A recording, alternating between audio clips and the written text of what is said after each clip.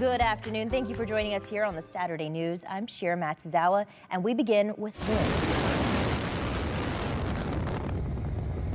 Take a look at that. The National Weather Service shared that video on social media of a tornado moving across Highway 78 just about 9 miles southeast of Marsing.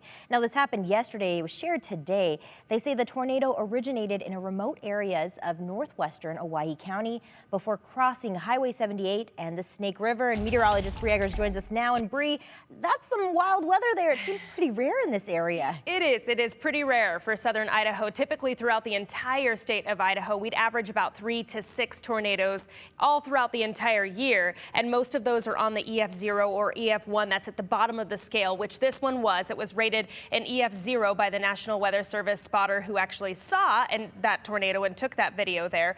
Estimated wind speeds between 65 to 75 miles per hour.